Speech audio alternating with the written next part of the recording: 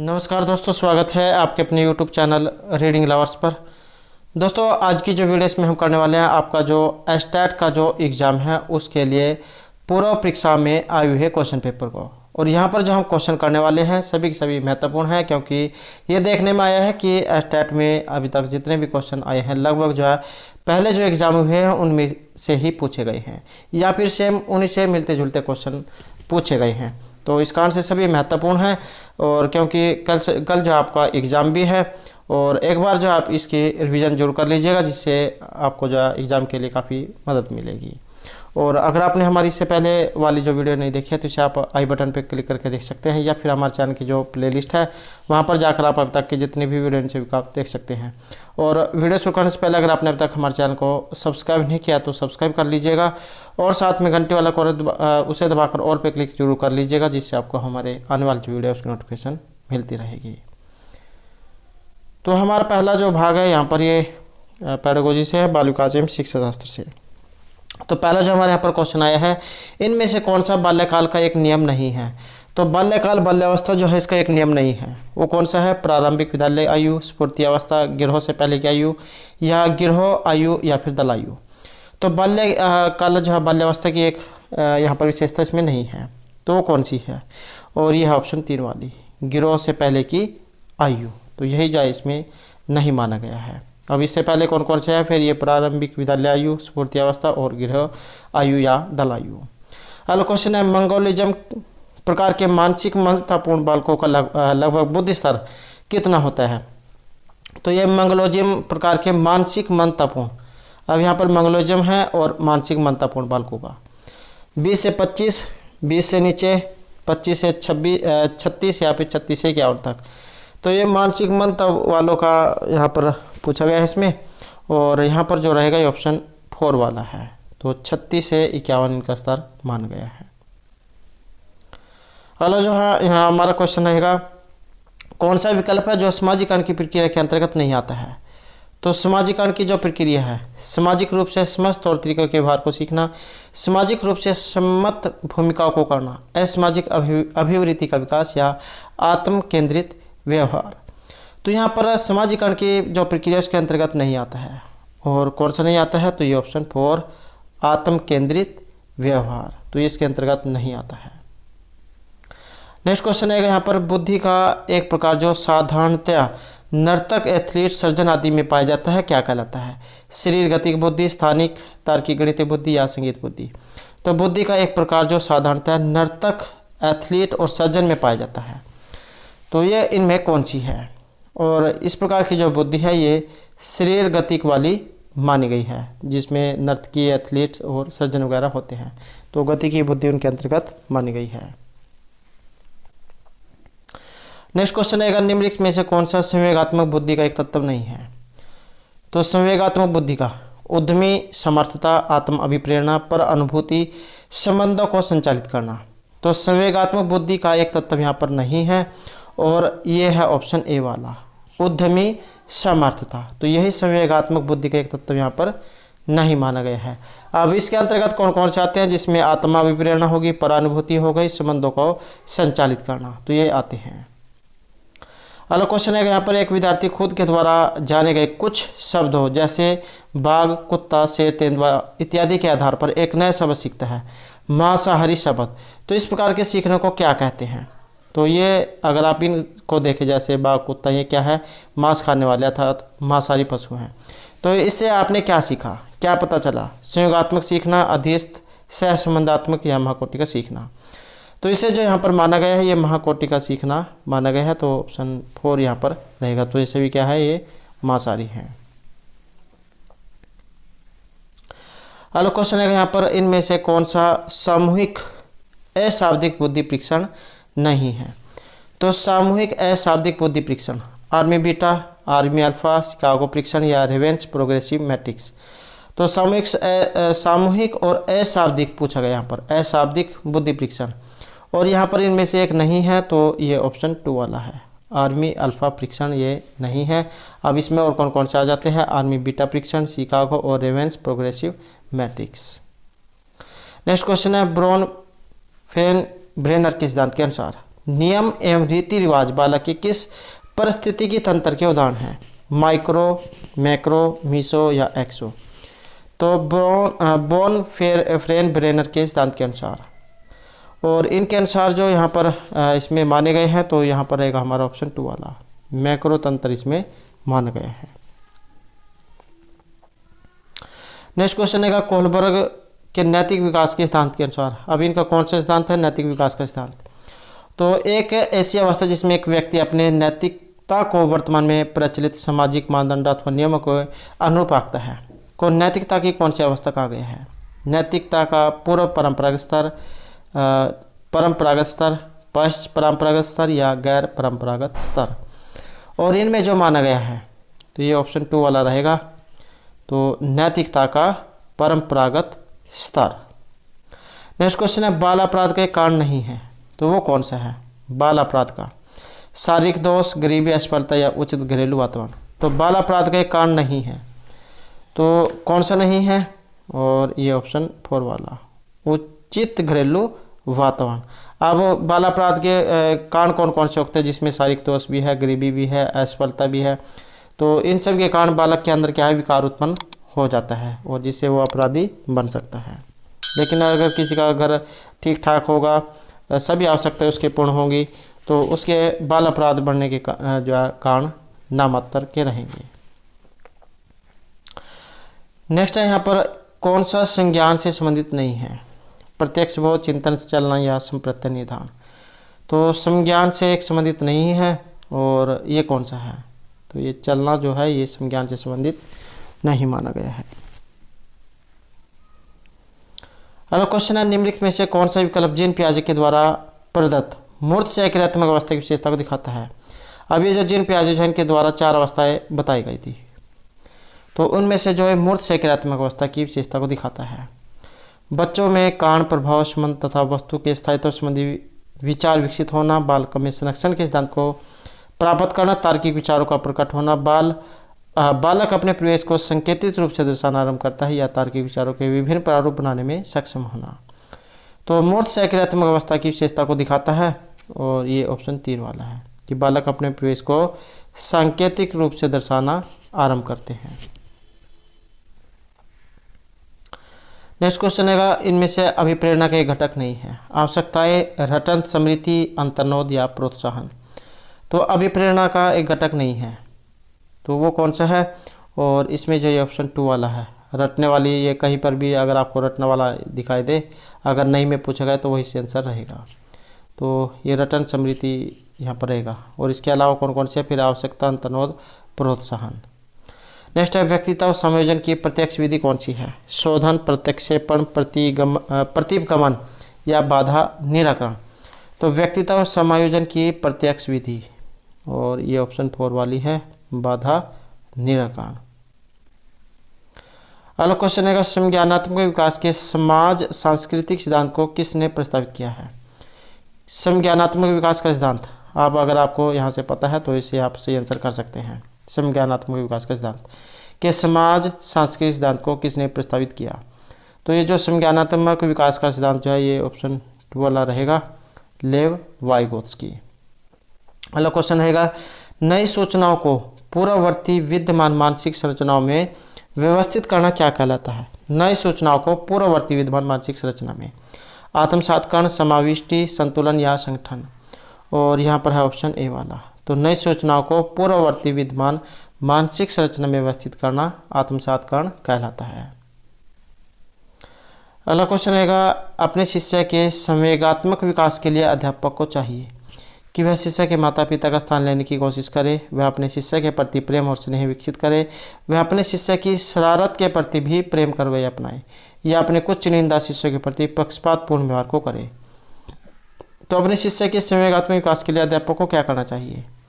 और यहाँ पर है ऑप्शन 2, वह अपने शिष्य के प्रति प्रेम और स्नेह विकसित करे।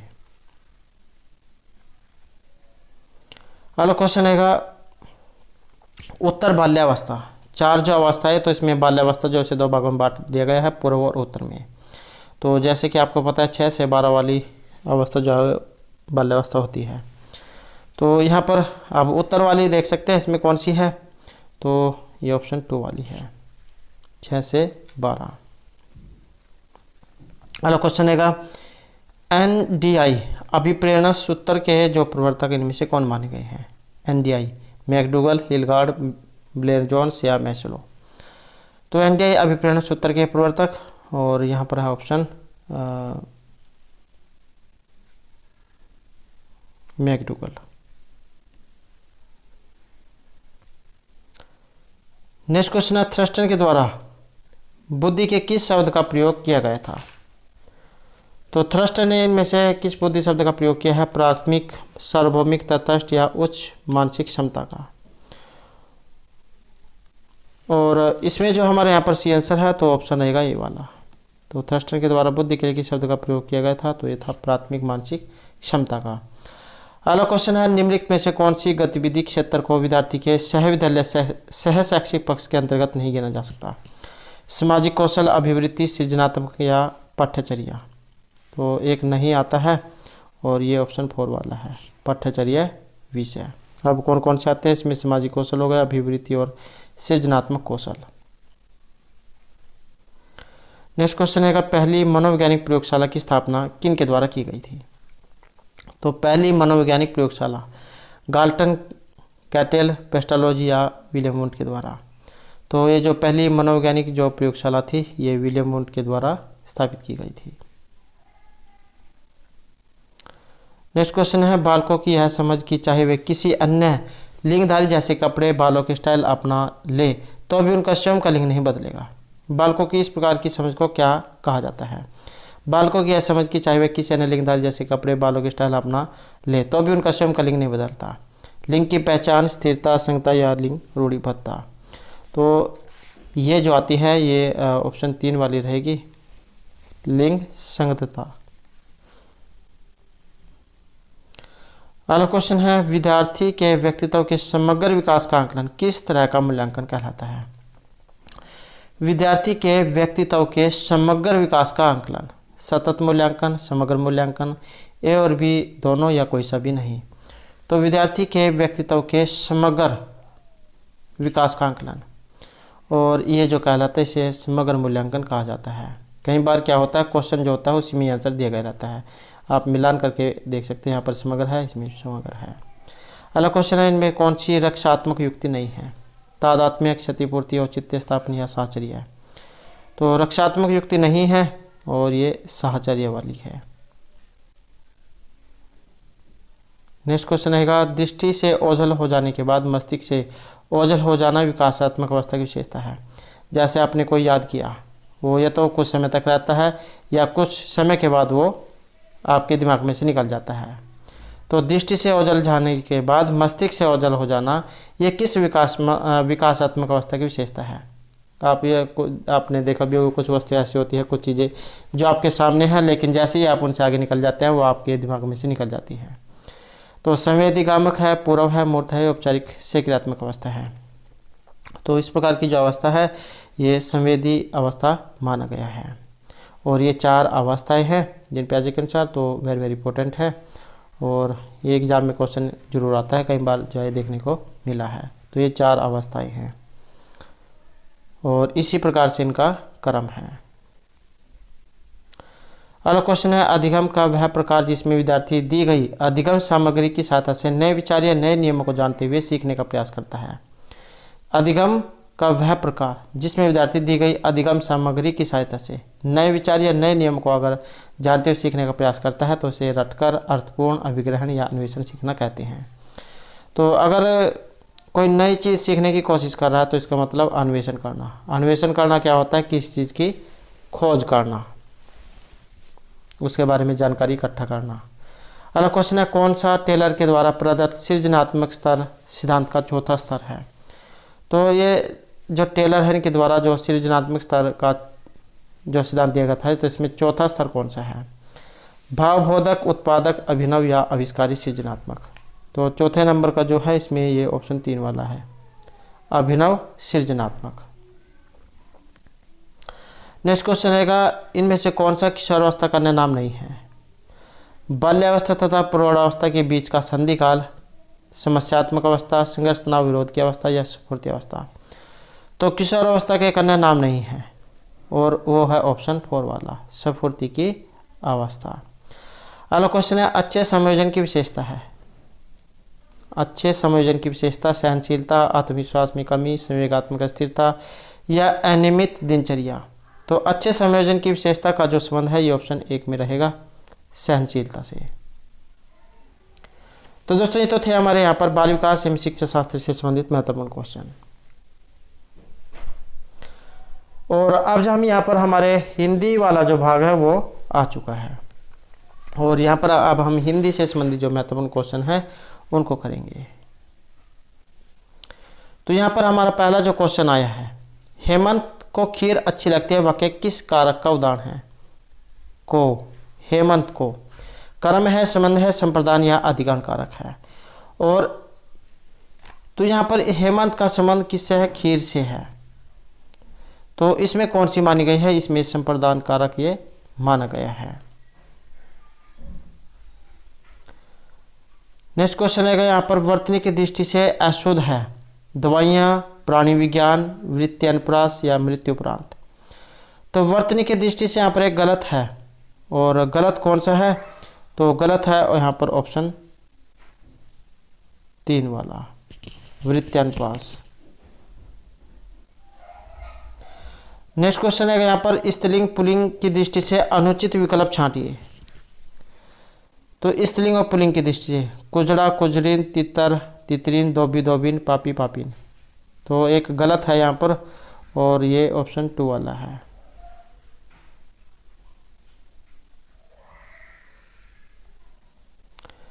नेक्स्ट क्वेश्चन हमारे यहाँ पर प्रत्यय से, विचारण प्लस ई है, दृश्य प्लस तव्य, वृषणी प्लस ए है, वाल्मीकि प्लस ई।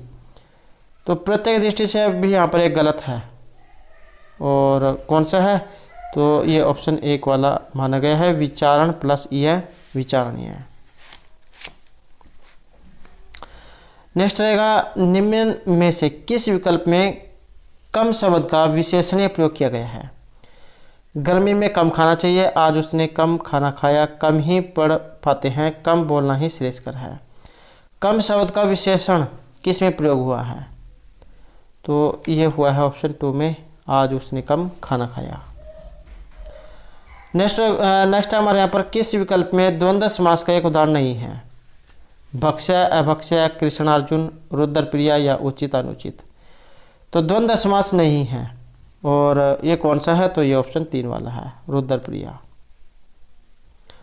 नेक्स्ट क्वेश्चन है यहाँ पर विलोम शब्द से, आर्य, अनार्य, उर्वर, अनुर्वर, ऐच्छिक, अनिवार्य, खल, दुर्जन। तो विलोम की दृष्टि से एक गलत है, और गलत कौन सा है, तो ये ऑप्शन 4 वाला है, खल, दुर्जन। खल जावो भी दुष्टि होता है।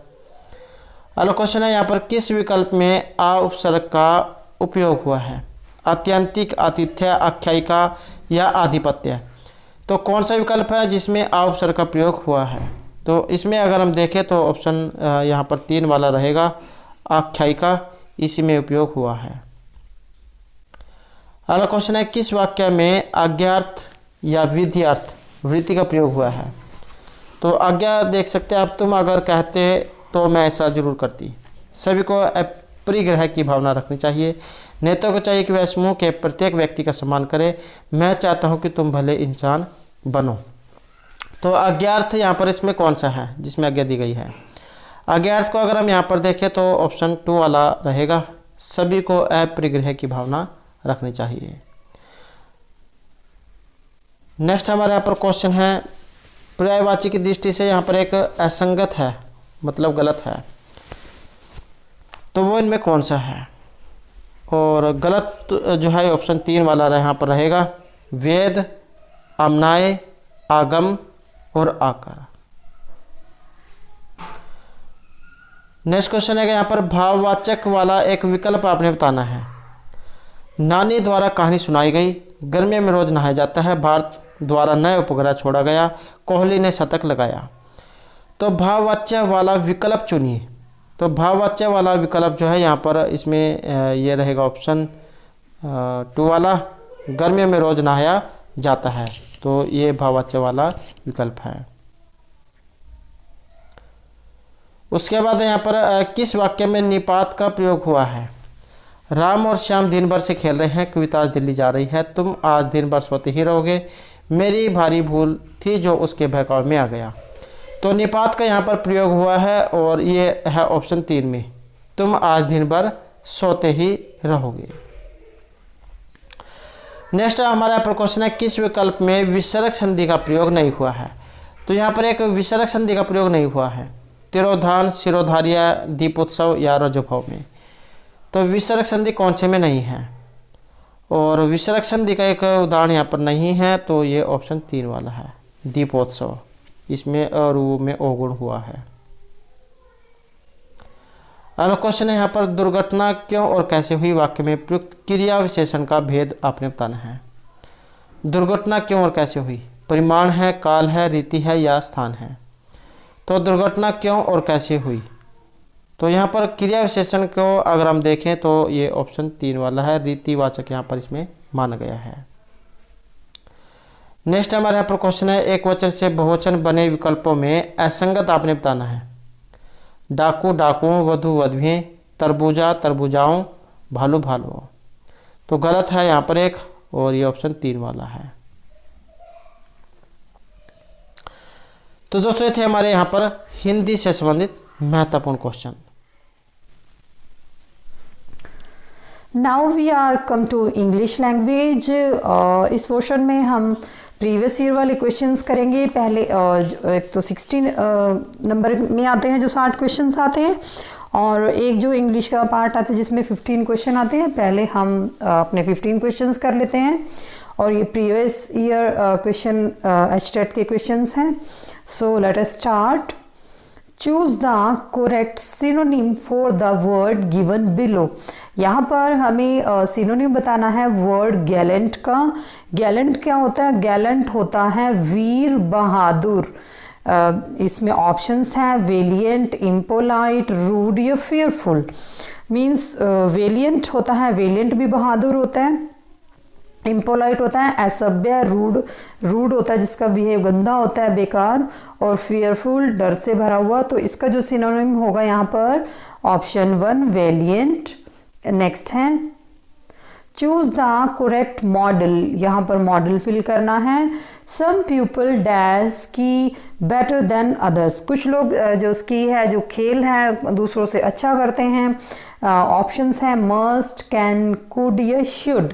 तो यहाँ पर जो कर सकते हैं that shows the ability of people. तो यहाँ पर एबिलिटी शो कर रहा है, सो यहाँ पर आएगा कैन। नेक्स्ट है fill in the blank with appropriate preposition. यहाँ पर प्रपोजिशन फिल करनी है। I paid the bill dash cash, कि मैंने बिल कैश में भर दिया है। तो ये जो होते हैं जैसे डेली रूटीन के भी सेंटेंसेस होते हैं, इसको हम बोल के देख सकते हैं कि मैंने बिल में पे कर दिया है, कैश में यानी in. So it created sense. तो यहाँ पर ऑप्शंस हैं इन, एट, फॉर या विद। तो यहाँ पर जो इसका राइट आंसर है ऑप्शन 1 है।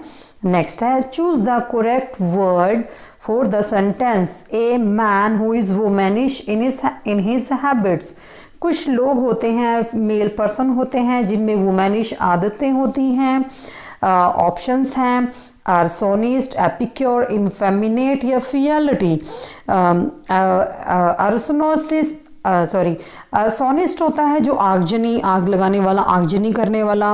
एपिक्योर होता है जो पर्सन जिसको हम कहते हैं जो खान पान अच्छे से खाने वाला होता है, जैसे चटोरा पर्सन, रसिया, कुछ इस तरह से। एफिमिनेट होता है जो पर्सन फीमेल जैसा होता है। एंड फील्टी मीन्स जो निष्ठावान पर्सन होते हैं, ईमानदार।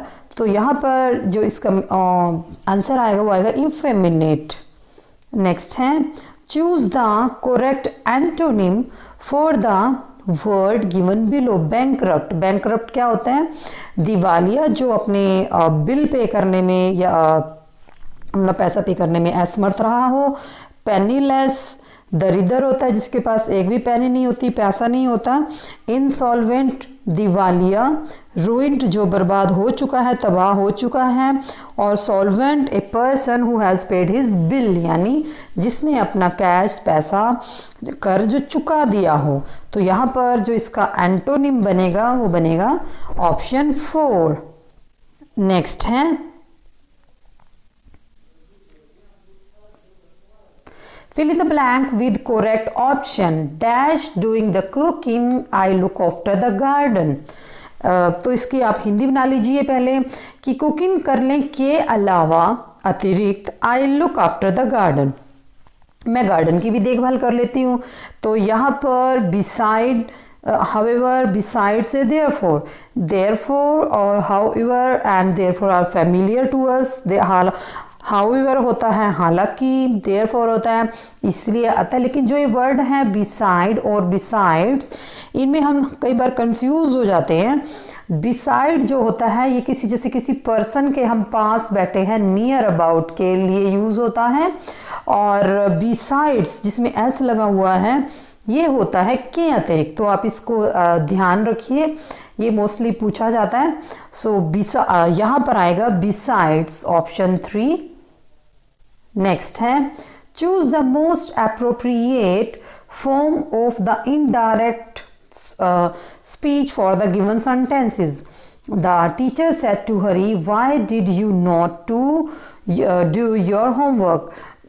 मोस्टली मैं आपसे कहती हूँ कि जब भी आपको डायरेक्ट या इनडायरेक्ट स्पीच के क्वेश्चन आते हैं तो आपको सबसे पहले सारे ऑप्शंस में कंपेयर करना चाहिए ताकि आप जो एग्जैक्ट जो आंसर है उसको देख पाएँ, कंसीडर कर पाएँ। सो ऑप्शंस हैं द टीचर आस्क्ड, क्योंकि यहाँ पर आपको ये भी ध्यान रखना है कि ये क्वेश्चन मार्क है, तो क्वेश्चन मार्क वाले में आस्क्ड आएगा। द टीचर आस्क्ड और इन दो ऑप्शंस में सेट गिवन है तो ये दोनों ही ऑप्शन कैंसिल हो गए हैं। तो now we'll left two option. The teacher asked Hari, यहाँ तक सेम है। वाई हैड ही या वाई ही हैड, तो यहाँ पर आपको had not done his homework the previous day, क्योंकि यस्टरडे है, जैसे the tomorrow, the next day, इस तरह से ये चेंज होता है। A little bit difference of the two, he had और हैड ही। तो यहाँ पर जो आएगा पहले WH फैमिली वाला वर्ड वाई, फिर उसके बाद सब्जेक्ट, उसके बाद सब्जेक्ट आएगा, फिर उसके बाद हैड आएगा। सो हमारा जो राइट आंसर है यहाँ पर ऑप्शन 2। नेक्स्ट है choose the correct passive construction for the given sentences. यहाँ पर हमें इसकी जो पैसिव कंस्ट्रक्शंस बतानी है कि ये पैसिव फॉर्म में लिखा गया है। We visited the zoo of Jaipur on last Sunday, यानी पिछले संडे हम जयपुर के जू में विजिट करने गए थे, घूमने गए थे। तो ऑप्शंस है zoo of Jaipur were visited by last Sunday, या on last Sunday the zoo of Jaipur was visited by us. We were visited the zoo of Jaipur on last Sunday, ये एक्टिव में है, ये पहले ही कैंसिल हो गया है। और zoo of Jaipur was being, क्योंकि बीइंग नहीं आएगा, we can't change the basic means of a sentence, यहाँ पर ING नहीं है तो ये भी कैंसिल हो गया है। Now we are left two option zoo of Jaipur were visited by us on last Sunday, या on last Sunday the zoo of Jaipur. तो हमारा जो सेंटेंस जो एग्जैक्ट है on last Sunday the Jew of Jaipur was visited by us। तो जो passive form होती है ऐसे ही कंस्ट्रक्ट होती है, तो हमारा जो राइट आंसर है ऑप्शन 2। नेक्स्ट है कुकिंग इज हिज हॉबी, उसकी जो हॉबी है वो खाना पकाना भी है। The underline word is used as a verb, gerund, participle या इन्फिनेटिव। मोस्टली जो वर्ब है, जो क्रिया है, ये यहाँ पर एक क्रियार्थक रूप है कि उसकी जो हॉबी है वो खाना पकाना भी है, तो ये यहाँ पर एक जेरेंट है। नेक्स्ट है choose the correct determiner, determiner choose करना है। Dash knowledge is a dangerous thing, it is like a proverb also. कई बार हम कह देते हैं कि अ little knowledge is a dangerous thing, बिल्कुल थोड़ी सी नॉलेज होने खतरनाक चीज होती है। तो ये हमारे एक कॉमन सेंस से आती है लैंग्वेज। तो यहाँ पर the little a little the fuse, क्योंकि कई बार सेंटेंसेस हमारे फ्लो में जो स्पीकिंग फ्लो में होते हैं वो भी होते हैं, तो हमें बोल के देख लेनी चाहिए। A little knowledge is a dangerous thing, so option 3 is right here. Next है choose the correct preposition. I had not slept और eaten anything properly dash 2 days, कि मैंने 2 दिन से मैं सोया नहीं हूँ और कुछ अच्छे से खाया भी नहीं है 2 days। सिंस फॉर्म इन या फॉर, यहाँ पर हमें पता है कि हमारे 2 ऑप्शन फिल हो सकते हैं, सिंस या फॉर। आप ये बात याद रखिए कि जो सिंस हैं वो लॉन्ग टर्म के लिए, जैसे सिंस 1987, 1950 इस तरह से, और जो फॉर है वो शॉर्ट टर्म के लिए यूज होता है, जैसे 2 days गिवन है। तो आपको ये चीज याद रखनी है यहाँ पर। तो हमारा यहाँ पर जो राइट आंसर है ऑप्शन 4। नेक्स्ट है fill in the blank by choosing the correct option. The headmaster and the secretary dash present in the meeting, means जो हेडमास्टर थे और जो सेक्रेटरी थे वो मीटिंग में क्या थे, प्रेजेंट थे। तो आपको ये देखना है कि the headmaster and the secretary means 2 person, यानी यहाँ पर जो पर्सन्स हैं, व्यक्ति हैं, 2 प्रेजेंट हैं, तो ये प्लूरल फॉर्म बनेगा। तो यहाँ पर आएगा वर, एग्जैक्टली। सो हमारा जो राइट आंसर है यहाँ पर वर है, कि यानी the headmaster and the secretary were present in the meeting. So इसमें कंफ्यूज मत होइए कि ये द हेडमास्टर और द सेक्रेटरी है, ये एक ही है, एंड से जुड़ा हुआ है, लेकिन द सेक्रेटरी है, डोंट इग्नोर द, इससे पता चल रहा है कि ये 2 व्यक्ति हैं। सो अगर यहाँ पर द का ओमिशन होता तो ये एक व्यक्ति होता। सो हमारा जो राइट आंसर है ऑप्शन 2। नेक्स्ट है choose the correct form of the verb. Did you not dash about the world Atlas, तो अब ये पूछ रहा है कि क्या तुम नहीं जानते वर्ल्ड एटलस। सो यहाँ पर एक अपने आप से सेंस आती है, did you not know. So did के साथ वर्ब की फर्स्ट फॉर्म आती है ना। सो आप देख लीजिए कि किस ऑप्शन में वर्ब की फर्स्ट फॉर्म गिवन है। सो वो है ऑप्शन 3 में। सो फिर भी आप कंसीडर करिए, don't feel the over confidence. आप पहले अपना क्वेश्चन और ऑप्शंस अच्छे से कंसीडर करिए, then you fill the option. हमारा जो राइट आंसर है ऑप्शन 3। नेक्स्ट है choose the correct option for the underlined word. Our parents have raised us to be a good citizen, कि हमारे जो पेरेंट्स हैं यानी माता पिता हैं हमें एक अच्छा नागरिक बनाने के लिए हमारी मदद करते हैं। मीन्स हमें क्या करते हैं, रेज करते हैं, हमें पालते हैं, हमें बड़ा करते हैं। तो इसमें ऑप्शन क्या हो सकता है, brought up, brought by, brought out या ब्रॉट डाउन। ये जो वर्ड है ये सेम है, लेकिन इनके बाद जो ये प्लूरल जो प्रपोजिशंस फॉर्म होती है ये, तो इनमें आएगा ब्रॉट अप होता है पालन पोषण करना, ब्रॉट बाय मीन्स के द्वारा लाया गया, ब्रॉट आउट बाहर लाना, और ब्रॉट डाउन कम करना। लेकिन इन वर्ड्स की सेंस से भी हम इनके मीनिंग का पता लगा सकते हैं। तो हमारे पेरेंट्स हमारा क्या करते हैं, हमें ब्रॉट अप करते हैं, हमें रेज करते हैं। सो हमारा जो राइट आंसर है ऑप्शन 1। नेक्स्ट है choose the word which is spelled correctly, committed, committed, committed या कमिटेड। आप इस तरह के क्वेश्चंस मैं कहती हूँ कि आप ऑलवेज इसको राइट करके देख लीजिए, तो जो आपके फ्लो में बिल्कुल एग्जैक्ट स्पेलिंग बनेगी। COMMITTED, तो वो किस में है, COMMITTED, so that is our in second option.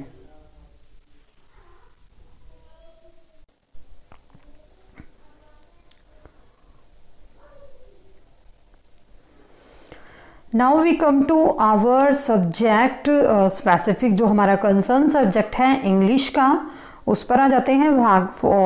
जो पार्ट 4 है, पार्ट 4। आवर फर्स्ट क्वेश्चन है, in poetry and prose the repetition of consonants is called, कि जो पोइट्री और प्रोज में जो रेपिटिशन होती है कॉन्सोनेंट्स की, उसको क्या कहा जाता है? पन, आर्नी, एलिट्रेशन या एसेंट। तो उसको कहा जाता है एलिट्रेशन। जो कॉन्सोनेंट की जहाँ पर रेपिटिशन होती है वो एलिट्रेशन होता है, और जहाँ पर वोवल की जो रेपिटिशन होती है उसको कहा जाता है एसोनेंस। नेक्स्ट है, which of the following is not a nasal consonant, कि यहाँ पर एक नेजल कॉन्सोनेंट नहीं है। एम, एन, ज, के, सॉरी दिस इज य। सो यहाँ पर जो हमारा नेजल जो कॉन्सोनेंट नहीं है, दिस इज इम्पॉर्टेंट। ये आपने देखना है कि ये है या नहीं है, तो वो आपने कंसीडर करना है। तो हमारा जो है के, this is not a nasal consonant. Next है, a story often with animals as characters that conveys a moral is called, उसको क्या कहा जाता है? कि एक ऐसी स्टोरी जिसमें जो एनिमल्स होते हैं वो एज ए कैरेक्टर यूज किए जाते हैं, जो राइटर है वो यूज करता है। फेबल, एपिक, बैलेड या नॉवेल, तो ये यूज होता है फेबल में। नेक्स्ट है, choose the word with correct accent, कि इसमें जो वर्ड है उसकी करेक्ट एसेंट क्या है, टोन क्या है? एबिलिटी, एबिलिटी, एबिलिटी या ability. So that is the correct accent is here option 1, क्योंकि हम बोलते हैं एबिलिटी, क्योंकि बी पे स्ट्रेस आता है। So right answer is option 1। Next है, what is stored in the hump of the camel? This is a common question, कि जो कैमल है वो अपने हम्प में क्या स्टोर करता है? वाटर, फैट, ऑयल या साल्ट। जो कैमल होता है, जो ऊंट होता है, वो अपने जो हम्प है, हम्प जो उसकी पीठ पे एक कुबड़ सा बना होता है, उसको बोलते हैं, वो उसमें फैट को जमा कर लेता है, और इसीलिए वो कई कई महीने तक खाए पिए बिना रह सकता है। वो उसी से ही अपना काम चलाता रहता है।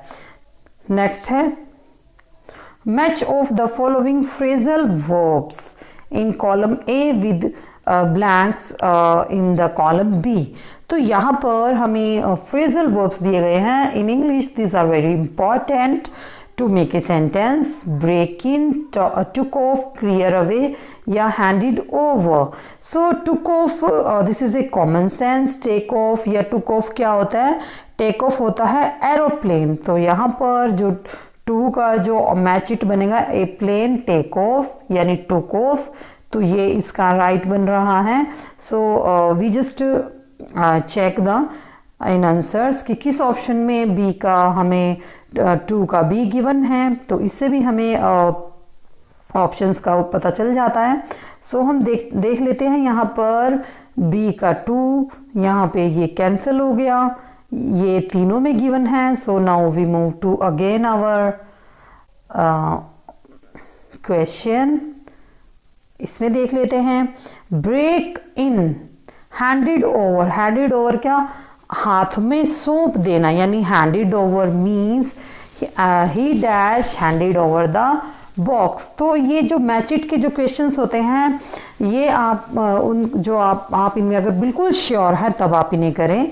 तो इसमें फोर्थ का ए देख लीजिए, क्योंकि कोई ना कोई ऑप्शन ऐसा होगा जो बिल्कुल करेक्ट होगा। तो हमारा जो फोर्थ का ए है वो और सब में, फोर्थ का डी, फोर्थ का सी, तो हमारा जो राइट आंसर है ऑप्शन ए। तो हमेशा आप अपने मैच इट को कंसीडर करके फिर ही इसको फिल कीजिए। नेक्स्ट है, this made taro sadder then ever this refers to, कि तारो को सबसे ज़्यादा उदास किसने कर दिया?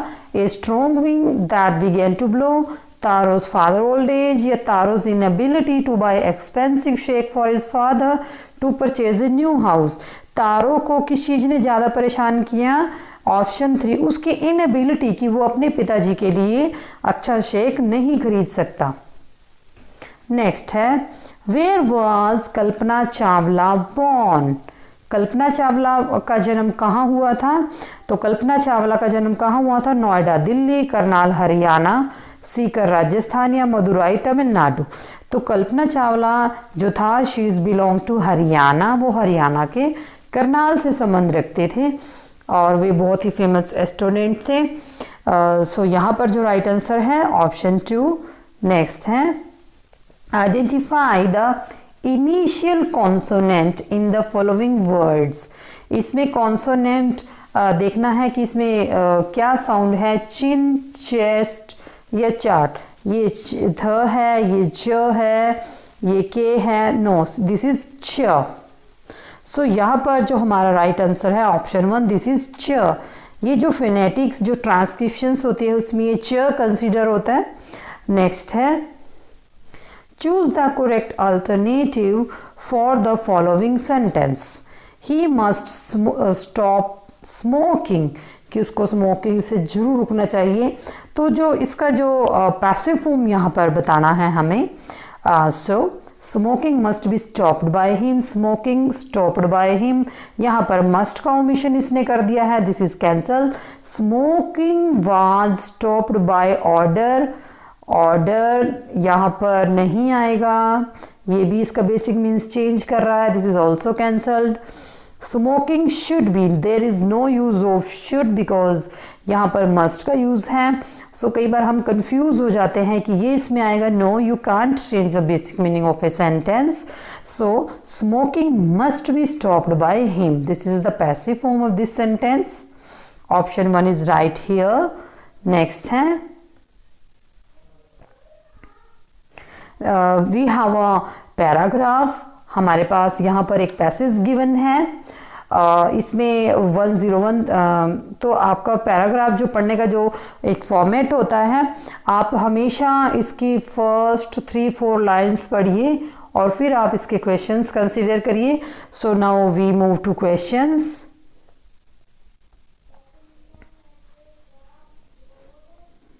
क्योंकि हमें अपना पेपर कंप्लीट करना है। So you just thoroughly read your passage. First one, the earliest method of making peoples learn through.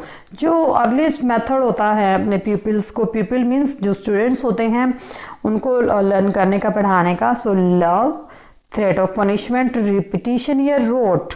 सो जो सबसे बेस्ट जो तरीका होता है वो क्या होता है? सबसे बेस्ट मीन्स अर्लीस्ट जो पुराना मेथड था, थ्रेट ऑफ पनिशमेंट, यानी पनिशमेंट की थ्रेट देना, धमकी देना। Option 2 is right here. Next है in which century did the type of teacher generate that learning was worthwhile for its own sake, 20th, 90th, 5th या 18th century. सो यहाँ पर है option 2 is our answer. Next है 103. What does the word encourage mean? Encourage क्या होता है? किसी को encourage करना, किसी को boost करना। To motivate, to mentally support, to kill, to snub या to ask favor। So हम फर्स्ट और 4 ऑप्शन में हम कंफ्यूज हो सकते हैं कि to ask favor, encourage करना, किसी को मोटिवेट करना कि yes you can do it, you can do it, आप ये कर सकते हैं। So that is motivate, किसी को mentally prepare बनाना। तो our answer is option 1। Next है choose the correct passive of the sentence. So यहाँ पर आपसे पैसिव पूछा गया है, तो आप जरूर ध्यान करिए कि आपके क्वेश्चन में आपसे पूछा क्या जा रहा है। He looked after the children well. तो यहाँ से देख लीजिए कि क्योंकि ये पैसिव है तो ये यहाँ से भी होगा ना, द चिल्ड्रन। सो हम अपने ऑप्शंस चेक कर लेते हैं कंपैरिजन करके। The children were well, option 4 पहले ही कैंसिल हो गया है। अब इसमें देख लेते हैं दोबारा, क्योंकि ऑप्शन 4 हमारा कैंसिल हो गया है। अब now we have left 3 option. The children were looked well, तो यहाँ पर लुक्ड है, आफ्टर क्या ओमिशन है, ये भी कैंसिल है।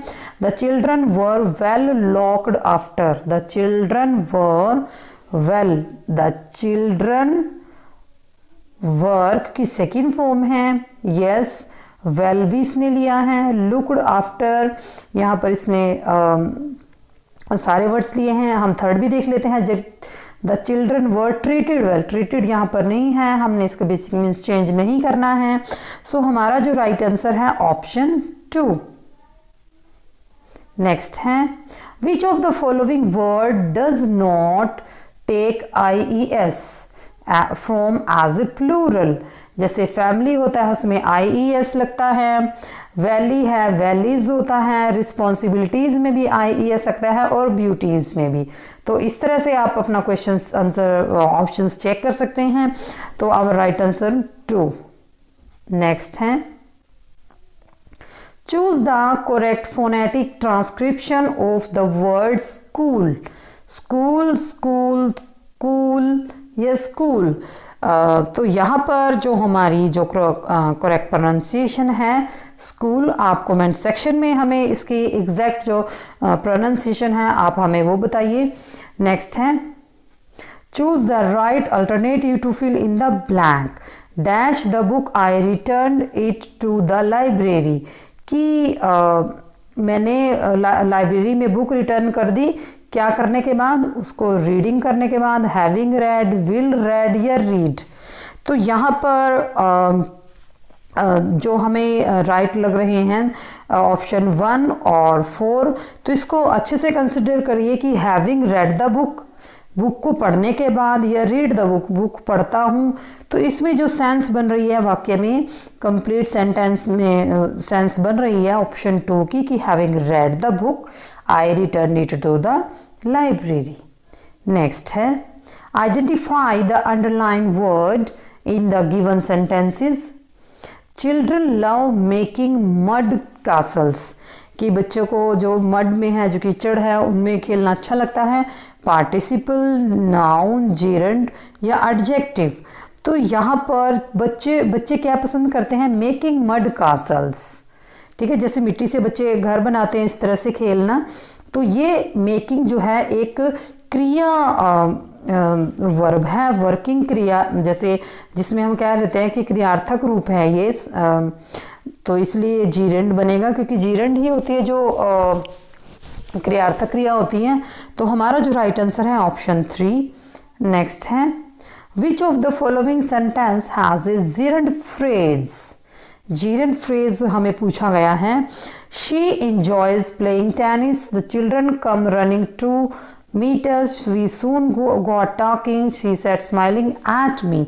तो यहाँ पर जो हमारी वर्ब है वो वर्किंग होनी चाहिए। वर्किंग मीन्स कि उसका प्रभाव ये जो नाउन है, संज्ञा है, उस पर होना चाहिए। यानी शी एंजॉयज, उन्होंने क्या एंजॉय किया, प्लेइंग टेनिस। सो हमारा जो राइट आंसर है यहाँ ऑप्शन 1। नेक्स्ट है, चूज द करेक्ट स्पेलिंग। हमें स्पेलिंग देखनी है। आइकोनोलास्टिक, आइकोनोलास्टिक, इकोनोक्लास्टिक, इकोनोक्लास्टिक। तो यहाँ पर आप जो लास्ट वाली स्पेलिंग है आप उससे भी कंसीडर कर सकते हैं। पहले क्लास्टिक, CLASTIC, तो यहाँ पर डबल है, ये वर्ड कैंसिल हो गया है। अब ये देख लेते हैं, क्लास्टिक, क्लास्टिक, ये clastic. Okay, now we move to next, means यहाँ पर अगले वर्ड्स पे हम चलते हैं। ICC, आइकोनोक्लास्टिक, आइकोनो या आइकोनो या आइकोनो। ठीक है, तो यहाँ पर जो हमारी ICON या आइकोनो, आइकॉन, क्योंकि आइकन की जो स्पेलिंग है ICON, इसमें डबल O है, इसमें डबल C हो गया और इसमें भी डबल C। सो हमारा जो राइट आंसर है ऑप्शन 4। आप इसी तरह इन्हें कंसिडर करिए, then you do it. Next है, fill in the blank with suitable determiners. आपको सुटेबल डिटरमाइनर्स भरना है, यहाँ पर फिल करना है। Could I have cup of tea, जैसे हम पूछते हैं कि आप चाय लेंगे और चाय लेंगे।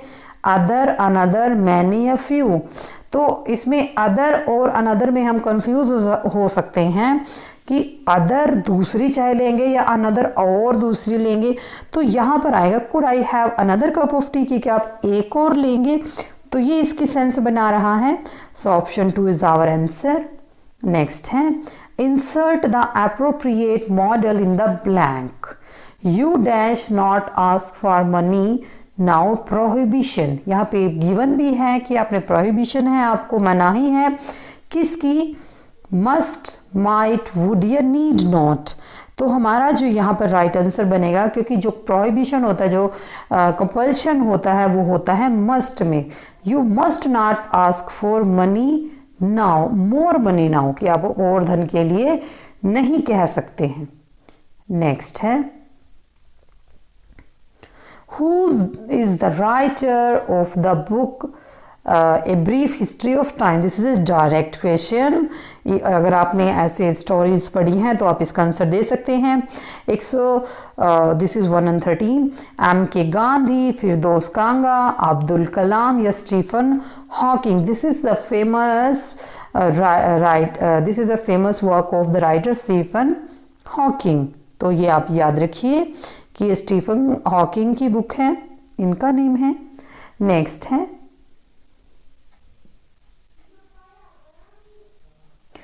fill in the blank with correct phrasal verb. This topic is very important. ये कई बार इसी में ही रिपीट हो गया है। So I was very tired this morning. I could not, कि मैं बहुत ज़्यादा थक गया हूँ, मैं could not क्या नहीं कर सका। Get on in, get buying, get up या गेट राउंड। हम मोस्टली कहते हैं कि हमें अर्ली गेट अप हो जाना चाहिए, उठ जाना चाहिए। तो यहाँ पर जो इसका राइट आंसर बनेगा गेट अप। नेक्स्ट है a person who loves books is called. एक पर्सन जो किताबों से प्यार करता हो वो क्या होगा? फिलेंटालिस्ट, न्यूमिनाटिस्ट, न्यूमिस्मैटिस्ट या बिब्लियोफिल या एंटिक्वेरियन। तो वो होगा bibliophile, option 3। The poem the last bargain is written by, this is also direct question कि ये किनके द्वारा लिखा गया है? William Wordsworth, Gibbs, Rabindranath Tagore और सरोजिनी नायडू। तो ये लिखा गया है रविंद्रनाथ टैगोर के द्वारा। नेक्स्ट है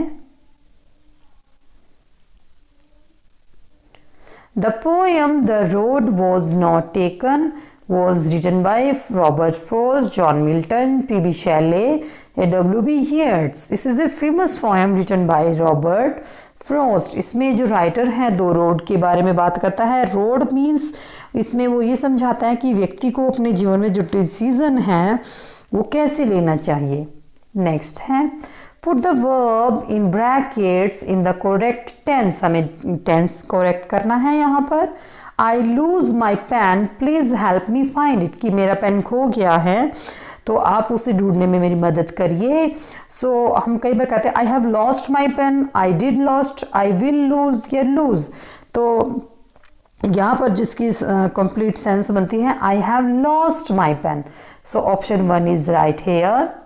नेक्स्ट है everything suddenly looked black. Everything suddenly looked black. Who said these words? कि ये किसने कहा है? Ron Forbes, Evelyn Glennie, Annie Richland या सारा कॉले। तो ये किसने बोले हैं कि एकदम से सब कुछ काला काला सा हो गया? तो एने ये बोले हैं एवलिन ग्लेने ने। नेक्स्ट है choose the correct spelling. Dissertation, dissertation, dissertation या डिजर्टेशन। सो जो इसकी करेक्शन जब हम करते हैं तो हम उसको राइट करके देख लेते हैं। डेजर्टेशन यानी DISS। DISS वाले कौन से ऑप्शन हैं हमारे पास? 1 और 3, बाकी 2 और 4 कैंसिल हो गए हैं। DISSER DISSI, इसमें आई हो गया, सो ER वाला ऑप्शन ये है, so this is our right answer. Next है, name the poet of the poem Trees from the options given below. Jerome K. Jerome, Muriel K. Elstone, Frank Flannery और शर्ले bore. सो ये जो फेमस पोएम है ये शेरले के द्वारा लिखी गई है, so option 4 is our answer. Next है, what did Patrick think his cat was playing with. Patrick क्या सोच रहा था कि उसकी जो कैट है वो किसके साथ खेल रही है? A little doll, a mouse, a piece of cloth या स्टिक। तो जो पैट्रिक की जो कैट थी, ओके, वो किसके साथ खेल रही थी? वो लिटिल डॉल, लेकिन वो लिटिल डॉल नहीं था, वो लिटिल पर्सन था, जो ड्वार्फ पर्सन होते हैं। नेक्स्ट है, Who is the poet of the poem Where Do All Teachers Go? ये जो पोएट है, ये पोएम है किस पोएट ने लिखी है? मैरी ओनेल, रॉबर्ट लॉवेल, टीवर्स एलियट, पीटर डिक्सन। तो ये जो पोएम लिखी है ये पीटर डिक्सन ने लिखी है कि सारे टीचर्स कहाँ जाते हैं। इसमें जो पोएट है वो क्वेश्चनिंग करता है। नेक्स्ट है,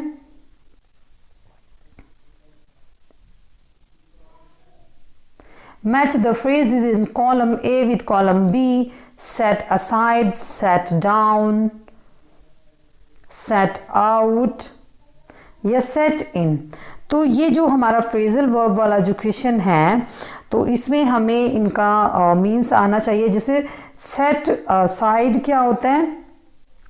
यहाँ पर इस क्वेश्चन में जो हमारा राइट आंसर बनेगा वो ऑप्शन 1 बनेगा, क्योंकि 1 के हिसाब से हम देख लेते हैं। फर्स्ट में जो ऑप्शन 4 है उसका ए पार्ट बनेगा, थर्ड का डी और बी का जो ऑप्शन 4 है उनका उसका ए पार्ट बन जाएगा। यस, सो अब इसको देख लेते हैं। आप इसको अच्छे से कंसिडर करिए कि जैसे फर्स्ट का बी है, set in, set ins means,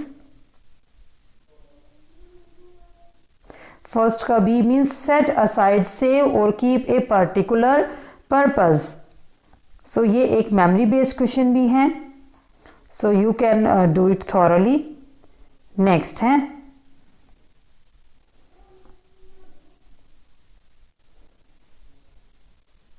Which hill station does the author describe in the story A Short Monsoon Diary? कि किस हिल स्टेशन की जो राइटर ने बात करी है इसमें? नैनीताल, शिमला, लेह या मसूरी। तो यहाँ पर जो राइटर ने बात की है वो की है मसूरी की, ऑप्शन 4। नेक्स्ट है, हम थोड़ा जल्दी कर लेते हैं अपने क्वेश्चंस।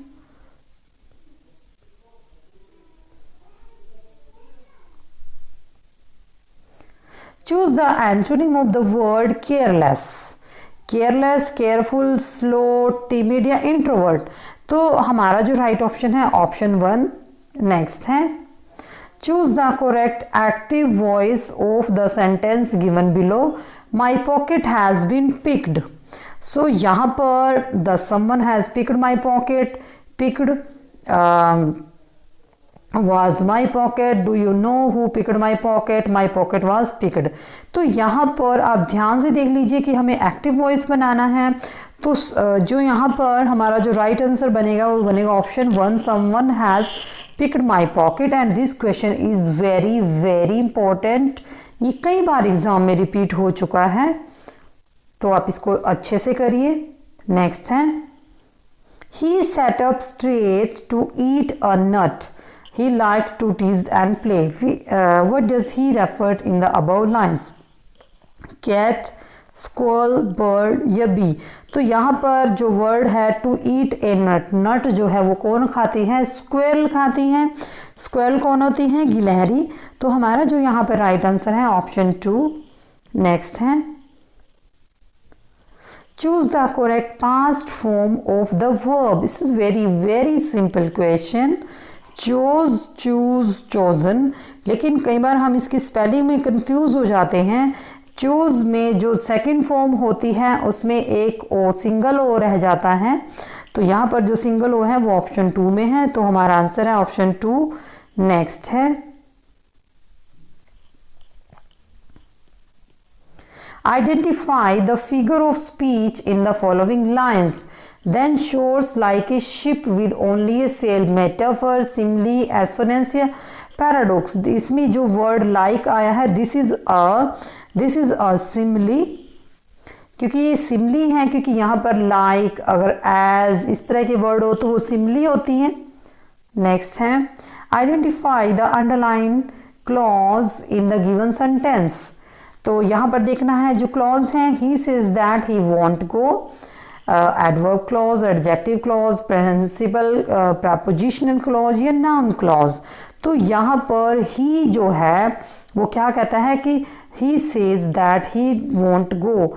ये एक नाउन के बारे में बात कर रहा है, तो ये क्लियर दिख रहा है this is a noun clause.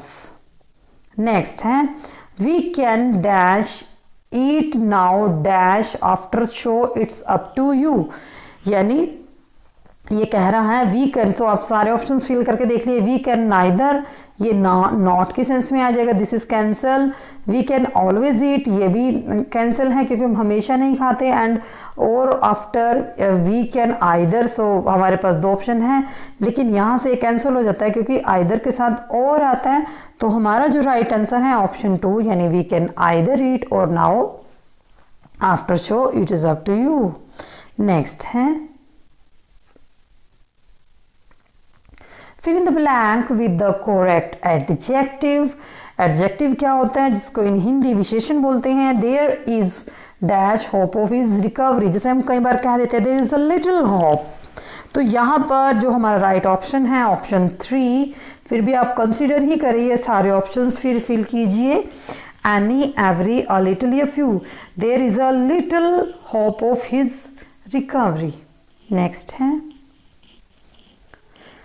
the emotion that gripped Mr. Ahluwalia while standing on the summit of Everest was one of क्या इमोशंस ने उनको ग्रिप कर लिया था, घेरे रखा था. Humility and sense of smallness, victory over hurdles, Joy of discovery या ग्रेटनेस ऑफ सेल्फ इम्पॉर्टेंस. तो उनको किस चीज़ ने परेशान कर दिया था? Humility and sense of smallness. So option 1 is our answer. Next है choose the correct option to fill in the blank in the given sentence. When I reflect on the pleasant memories of my childhood, I am overcome by a wave of nostalgia, frustration, inspiration या benevolence. तो जब भी हम अपने बचपन की याद करते हैं तो हम कैसी लहरों में बह जाते हैं? नॉस्टैल्जिया की, इमोशंस की. So our right answer is option 1. Next है in which year the atomic bomb was dropped on Hiroshima Nagasaki. This is a static D के questions also. So कब गिराया गया था? 1935 में, 45 में, 60 में या 1947 में. जो हिरोशिमा और नागासाकी पे जो बम गिराया गया था वो गिराया गया था 1945 में. नेक्स्ट है whose is the only woman in the world who has scaled Mount Everest twice. कि ऐसी दुनिया में कौन सी महिला है जिसने 2 बार माउंट एवरेस्ट स्केल की है? डेबोरा कॉले, मिथिला, संतोष यादव या मारिया शारापोवा. तो जो संतोष यादव है वो हरियाणा की हैं, उन्होंने ही 2 बार माउंट एवरेस्ट फतेह की है. तो हमारा जो राइट आंसर है ऑप्शन 3. नेक्स्ट है what is the one thing that the child does not wish to become in the poem vocation. एक इस वोकेशन जो पोएम है इसमें बच्चा क्या नहीं बनना चाहता है? हॉकर, गार्डनर, वॉचमैन या टेलर. जो ऑप्शन 4 इज आवर आंसर. इसमें जो टेलर का कोई डिस्क्रिप्शन नहीं है, बाकी बच्चा फेरी वाला, गार्डनर और वॉचमैन बनना चाहता है. नेक्स्ट है Fill in the blanks with correct option. Sorry.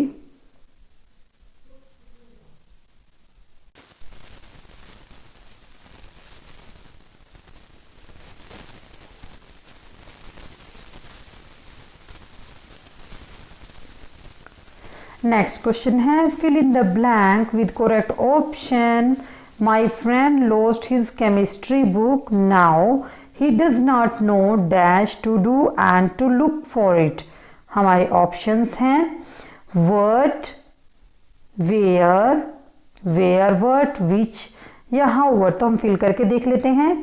My friend lost his chemistry book now he does not know what to do and what देख लीजिए व्हाट किस ऑप्शन में है, option 1 and where to look for it. तो option 1 is our answer. Next है match the phrasal verb in column A with their meaning in column B. Look into, look up to, look out या look down. तो हमारा जो right answer है option 1 means first का D, यानी look into investigate करना, किसी चीज को देखना. सेकंड है लुक अप टू एडमायर या रिस्पेक्ट करना. थर्ड का बी लुक आउट यानी बी केयरफुल, आप ध्यान से देखिए. और लुक डाउन ऑन यानी डिस्पाइज. नेक्स्ट है if the rebel in the poem has a dog or a pet, what is everyone else likely to have? An elephant, cat, tortoise या bird. तो इस poem में जो rebel है वो कौन है? A cat.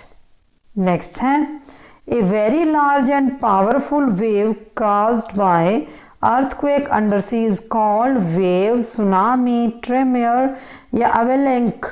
तो जो एक स्ट्रॉन्ग वेव जो समुद्र में उठती है वो क्या होती है? वो होती है सुनामी. नेक्स्ट है choose the incorrect use of prefix post. कि किस में जो वर्ड पोस्ट है उसको इनकरेक्ट यूज किया गया है, इनकरेक्ट पूछा गया है. पोस्टस्क्रिप्ट, पोस्ट डेट, पोस्टपोन या पोस्टिंग. तो यहाँ पर जो इनकरेक्ट यूज हुआ है वो पोस्टिंग में हुआ है क्योंकि प्रीफिक्स पूछा गया है ना. सो नेक्स्ट है fill in the blank with correct option. Would you like milk in your coffee? Yes please dash a few little, a little. तो आप अपनी जो कॉफ़ी उसमें कितना दूध पसंद करेंगे? तो इसका जो राइट ऑप्शन है ऑप्शन 4 a little. नेक्स्ट है identify the figure of speech in the following sentences. Curses are like chickens, they come home to roost. Simile, anticlimax, assonance या एसोनेंस या एलेगरी. इसमें लाइक यूज हुआ है तो this is our simile यानी option 1. Next है where does the snake disappear in the poem the snake trying. Snake कहाँ disappear हो गया था? Among the woods, in the garden, in the ripples या इन द हाउस. वो कहाँ पर गायब हो गया था? In the ripples. नेक्स्ट है Identify the function of the underlined word in the sentence. They arrived soon after. जो after है हमें वो आइडेंटिफाई करना है. This is noun, adverb, adjective या जेरेंट. तो यहाँ पर जो ये आफ्टर वर्ड है ये किसको आइडेंटिफाई कर रहा है? अराइव को. तो दिस इज तो ये क्या बनेगा? दिस इज एडवर्ब क्योंकि ये वर्ब को आइडेंटिफाई कर रहा है, चेंज कर रहा है, मीन्स इसकी मीनिंग को. नेक्स्ट है choose the correct plural of the noun dwarf. Dwarfs, dwarfs, dwarfers या ड्वार्फ्स. तो इसकी जो प्लूरल फॉर्म है वो ड्वार्फ्स है. आप हमें कमेंट सेक्शन में भी कमेंट करके बताइए कि इसकी जो प्लूरल फॉर्म है ड्वार्फ की वो क्या बनेगी. नेक्स्ट है Choose the correct option for the underlined words. They try to find out fault with us. तो यहाँ पर जो to find है वो क्या है, gerund है, participle है, infinity है या फिर verb है। तो यहाँ पर जो to find है this is used as the infinitive। Next है choose the correct option of the following sentence. Bring me a glass of milk and Swami to the villagers. तो मुझे एक गिलास पानी मिलेगा। This is a form of request also. So Swami asked the villagers, Swami wanted a glass of milk, the villagers offered या the Swami told the villagers. तो यहाँ पर जो ये एग्जैक्ट जो इसका आंसर बनेगा वो बनेगा the Swami asked the villagers to bring him a glass of milk, यानी ऑप्शन 1 इज आवर आंसर। तो अब जब हम यहाँ पर हमारे जो हरियाणा जीके वाला जो भाग है वो आ चुका है और इसमें हम यहाँ पर हरियाणा जीके जो से संबंधित जो महत्वपूर्ण क्वेश्चन हैं उनको अब यहाँ पर देखेंगे। तो पहला जो हमारे यहाँ पर क्वेश्चन आया है, सोना नगर प्रसिद्ध है ऐतिहासिक झील, महल, गर्म जल स्रोत या बगीचों के लिए। तो सोहना में क्या है, गर्म जल का चश्मा है जिसमें जब प्राकृतिक रूप से जो जल जहाँ वो गर्म रहता है। तो यहाँ पर जो ऑप्शन 3 वाला रहेगा, ये गर्म जल के स्रोत के लिए प्रसिद्ध है। नेक्स्ट हमारे यहाँ पर क्वेश्चन है, हरियाणा में कितने प्रशासनिक मंडल या फिर संभाग है, 4, 5, 6 या 7। तो हरियाणा में कितने प्रशासनिक मंडल हैं। मंडलों की बात करें तो हरियाणा में कितने हैं, हरियाणा में 6 मंडल हैं और सभी के सभी ये महत्वपूर्ण हैं। नेक्स्ट है हरियाणा का राज्य पशु, कृष्ण, मृग, एशियाई सिंह, चिंकारा या बाघ। तो हरियाणा का राजकीय पशु और राजकीय जो है ये ऑप्शन ए वाला है, कृष्ण मृग। नेक्स्ट है प्रताप सिंह ने अंग्रेजों के विरुद्ध कहाँ पर विद्रोह किया था, रोहतक, जींद, अंबाला या सिरसा में। तो प्रताप सिंह ने अंग्रेजों के जो विरुद्ध विद्रोह किया था और ये है ऑप्शन 2 जींद में। नेक्स्ट है नेशनल कैंसर इंस्टीट्यूट, ये कहाँ पर है, सांपला, महम, बादशाह या कलानौर में।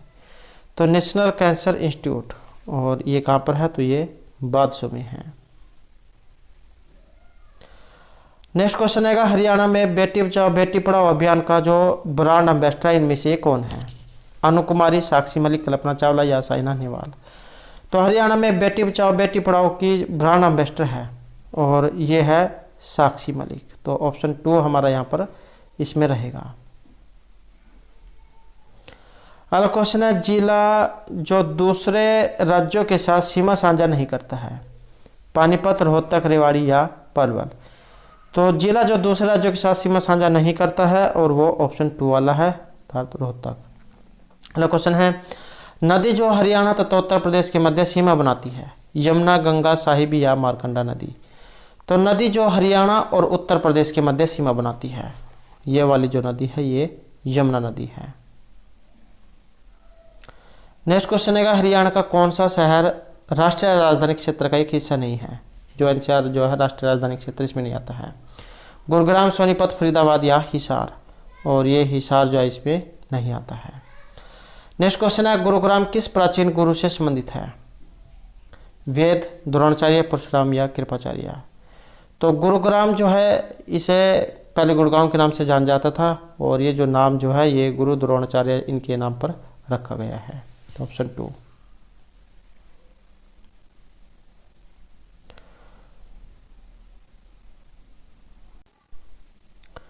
तो अब जब हम यहाँ पर राष्ट्रमंडल खेल जो 2022 में हुए हैं उनसे संबंधित जो कुछ यहाँ पर महत्वपूर्ण क्वेश्चन बनते हैं उनको अब हम यहाँ पर करेंगे। तो इसका आयोजन की अगर हम बात करें तो ये आयोजन जो हुआ था यह 28 जुलाई से 8 अगस्त 2022 तक ये हुआ था। कहाँ पर हुआ, बर्मिंघम, इंग्लैंड में। संस्करण कौन सा है, तो ये 22वें नंबर का है। शुभंकर अगर एग्जाम में आ जाए तो पैरी द बुल डिजाइन किया गया था 10 वर्षीय एमा लू के द्वारा। पैरी द बुल ये शुभंकर है। आदर्श वाक्य है सभी के लिए खेल, sport is just the beginning. भारतीय दल के उद्घाटन समारोह के ध्वजवाहक थे, ये बैडमिंटन खिलाड़ी पीवी सिंधु और हॉकी खिलाड़ी मनप्रीत सिंह। तो ये भारतीय दल के उद्घाटन समारोह के ध्वज वाहक थे।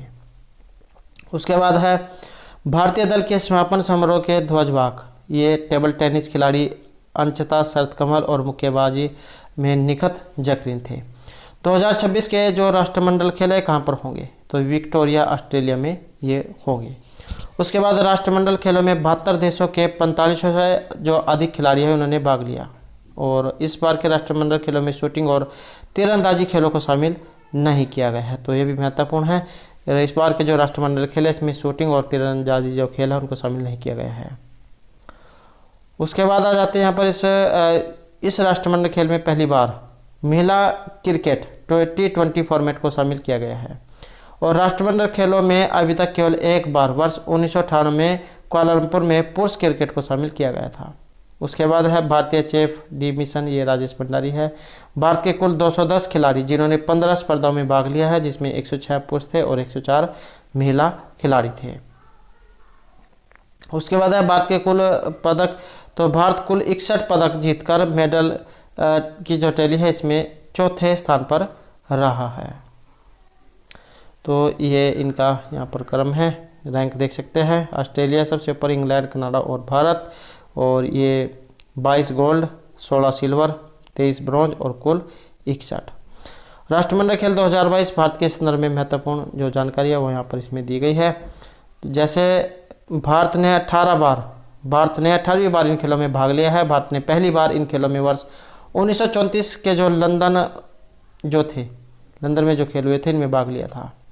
उसके बाद राष्ट्रमंडल खेल की शुरुआत ये 1930 में हैमिल्टन कनाडा में हुई थी। 14 वर्षीय अनाहत सिंह दिल्ली राष्ट्रमंडल खेल 2020 में भाग लेने वाली भारत की सबसे कम उम्र की खिलाड़ी है, जो देश की स्क्वैश प्लेयर है। इस राष्ट्रमंडल का पहला पदक ये संकेत महादेव सरगर जो महाराष्ट्र से हैं ने वेटलिफ्टिंग के 55 किलोग्राम भार वर्ग में सिल्वर पदक के रूप में जीता था और कुल वजन था 248 किलोग्राम। उसके बाद इस वर्ष के राष्ट्रमंडल का पहला स्वर्ण पदक ये मणिपुर की मीराभाई चानू ने 49 किलोग्राम भार वर्ग में वेट लिफ्टिंग में जीता था, कुल वजन था 201। उसके बाद भारतवर्ष ने 1930, 50, 62 और 86 के राष्ट्रमंडल खेलों में भाग नहीं लिया था। उसके बाद आ जाते हैं यहाँ पर गुजरात राज्य की प्रगन्या मोहन भारत की ओर से पहली बार ट्रायथलॉन खेल में भाग ले रही है। और दिल्ली के तेजस्वंत शंकर भारत के लिए राष्ट्रमंडल खेलों में ऊंची कूद हाई जंप स्पर्धा में पदक जीतने वाले पहले भारतीय बने हैं। इन्होंने 2.22 मीटर ऊंची छलांग लगाकर इसमें कांस्य पदक जीता था। उसके बाद आ जाता है यहाँ पर भारतीय वेट लिफ्टर। तो भारतीय वेट लिफ्टर है गुरदीप सिंह जो पंजाब से है, ने 109 किलोग्राम से ज़्यादा वेट कैटेगरी में कुल 390 किलो वजन उठाकर ब्रॉन्ज मेडल जीता है। और इन्होंने गेम्स इतिहास में पहली बार देश के हैवी वेट कैटेगरी में मेडल दिलाया है। उसके बाद केरल राज्य के मुरली श्रीशंकर ने 8.08 मीटर का लॉन्ग जंप करके रजत पदक जीता है। और ये राष्ट्रमंडल खेलों के इतिहास में लॉन्ग जंप इवेंट में भारत के लिए रजत पदक जीतने वाले पहले भारतीय पुरुष एथलीट भी बने हैं। उसके बाद हरियाणा राज्य के सुधीर राष्ट्रमंडल खेलों की पैरा पावर लिफ्टिंग में स्पर्धा में स्वर्ण पदक जीतने वाले पहले भारतीय खिलाड़ी हैं। नेक्स्ट यहाँ पर हरियाणा राज्य के रेसलर है विनेश फोगाट। इन्होंने राष्ट्रमंडल खेलों में लगातार 3 गोल्ड जीतने वाली पहली भारतीय महिलाएं बनी हैं। कौन रेसलर है? हरियाणा राज्य के रेसलर विनेश फोगाट, जिन्होंने राष्ट्रमंडल खेलों में लगातार 3 गोल्ड जीतने वाले पहले भारतीय हैं। उसके बाद उत्तर प्रदेश राज्य की जो एथलीट है प्रियंका गोस्वामी, इन्होंने 10,000 मीटर पैदल चाल स्पर्धा जो ये समय दिया गया है में रजत पदक जीता था। और ये पदक चाल में पदक जीतने वाली पहली भारतीय महिला एथलीट व दूसरी भारतीय नारी बनी है। इससे पहले हरमिंदर सिंह ने 2010 दिल्ली राष्ट्रमंडल खेलों में 20 किलोमीटर पैदल चाल में कांस्य पदक जीता था, जो कि पहले भारतीय बने थे। उसके बाद महिला लॉन बॉल्स के फाइनल में टीम इंडिया ने साउथ अफ्रीका को 17-10 से हराकर गोल्ड मेडल जीता था और राष्ट्रमंडल खेल के इतिहास में पहला मौका है जब भारतीय लॉन बॉल्स महिला टीम ने कोई मेडल जीता है। उसके बाद भारतीय महिला जो लॉन बॉल्स है ये 4 खिलाड़ियों की टीम है, जिसमें लवली चौबे, पिंकी नैनमोनी, सेकिया और रूपा रानी टीका ये शामिल हैं। उसके बाद है भारत के लिए स्क्वैश में पश्चिम बंगाल के सौरव घोषाल ने पहले ये ऐसे खिलाड़ी हैं जिन्होंने सिंगल्स इवेंट में कोई मेडल जीता है और इन्होंने कांस्य पदक ये जीता है। तो किस में है? स्क्वैश में।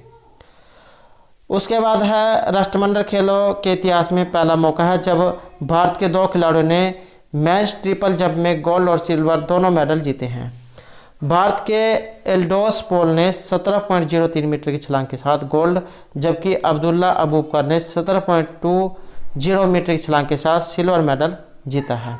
और उत्तर प्रदेश राज्य की जो अनु रानी है, इन्होंने 60 मीटर ये दूर भाला फेंककर महिला जेवलिन थ्रो का ब्रॉन्ज मेडल जीता है। तो ये राष्ट्रमंडल जो खेल हैं इनमें देश के लिए जेवलिन थ्रो में पदक हासिल करने वाली पहली भारतीय महिला बनी हैं। उसके बाद राष्ट्रमंडल खेलों में जो पहली बार महिला T20 फॉर्मेट क्रिकेट को शामिल किया गया था, जिसमें भारतीय महिला क्रिकेट टीम ने सिल्वर मेडल जीता है और फाइनल मैच में ऑस्ट्रेलिया ने टीम इंडिया को 9 रन से हराकर गोल्ड मेडल जीता है। उसके बाद है भारतीय महिला जो हॉकी टीम है, इन्होंने कांस्य पदक जीता है और भारतीय महिला हॉकी टीम का राष्ट्रमंडल खेलों में 16 वर्ष के बाद ये पहला पदक है। और महाराष्ट्र के Avinash Sambale 3000 metre steeple change में रजत पदक जीतकर राष्ट्रमंडल खेलों में लंबी दूरी की स्पर्धा का पदक जीतने वाली पहले भारतीय पुरुष ये बने हैं। तो दोस्तों ये थे हमारे यहाँ पर आपके एस्टेट का जो एग्ज़ाम है उसके लिए कुछ महत्वपूर्ण क्वेश्चन जो आपके एग्ज़ाम के लिए महत्वपूर्ण रहेंगे। और दोस्तों अगर आपने अब तक हमारे चैनल को सब्सक्राइब नहीं किया तो सब्सक्राइब कर लीजिएगा और हमारे साथ अंत बनने के लिए धन्यवाद।